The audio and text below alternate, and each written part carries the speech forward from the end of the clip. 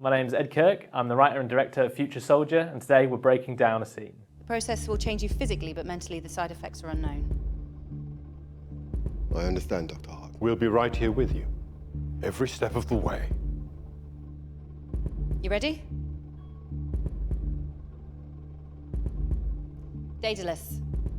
Begin. So with the opening scene of Future Soldier, we really wanted to set the tone and build the world straight out the gate. So it's a cyberpunk, military, sci-fi thriller, and this opening scene is set before the rest of the film. It's establishing a lot of stuff that's going to come into play later, both thematically and with the characters and with some of the concepts. I thought when doing this scene, it was a great opportunity to introduce you to the characters at a certain point in their lives. Very quickly, you see how the world shifted, and as the film progresses, how all the characters are impacted by that. It introduces you to Mo Harrington, who's our lead, played by McPherson. We get to see him at his most idealistic. You also get to meet Luke Dagger, played by the amazing Ian Curd. He brings such gravitas to this character, who's the protagonist's mentor. When writing this scene, I really wanted it to introduce their mentor-protege relationship at its most idealistic. You see Mo and Hale meet for the first time. Hale's played by Nathan Hamer-Bates, who brings a real physicality to the role. We also get to meet Veronica Hart. She's played by Natalie Reid. She's this military scientist. Originally, this scene was elsewhere in the script. It was about halfway through. And we got into the edit and we realised that actually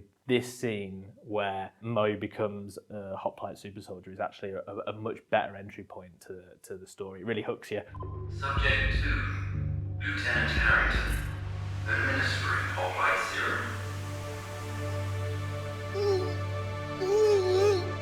A lot of the film is based around him being a hoplite and dealing with responsibility, being augmented and being a weapon. It's really nice to kind of lead in with this. We filmed this in a barn in the middle of nowhere, so that was really fun to give that another life. We used a lot of practical lights, and as the scene progresses, you can see that we've got lights in the scene, which I think really helps to add to the kind of the clinical feel of it. And that's what we kind of wanted it to be. It's this off-the-books research facility. It's part of this kind of decaying military industrial complex, which is NATO at this point. Just doing my duty, sir. That's the spirit we need. Put the commies back in the ground.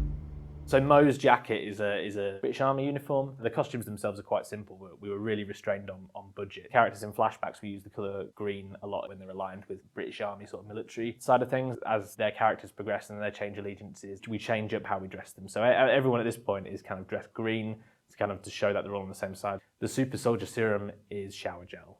This scene was a lot of fun to make. You know, we had a lot of the characters together and it established things that are going to recur throughout the rest of the film. And I think the score is great in this sequence by James McGee. The building kind of intensity of it as Mo begins his transformation.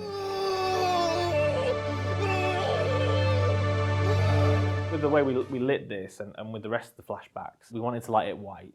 The modern day stuff in the film is really cold. We wanted the flashbacks to have a distinctive feel to them. We wanted them to feel in the same part of the universe. The style hasn't changed and it's got this real industrial feel about it still, but we wanted to make the past seem almost more hopeful and then the present day stuff feel really kind of cold and unforgiving. I really like the scene. I really like the way it introduces the characters and how it's come out. I really enjoyed the pace of it and how it builds. And I think, you know, it is one of my favourite scenes in the film. I think it really opens it up for the audience.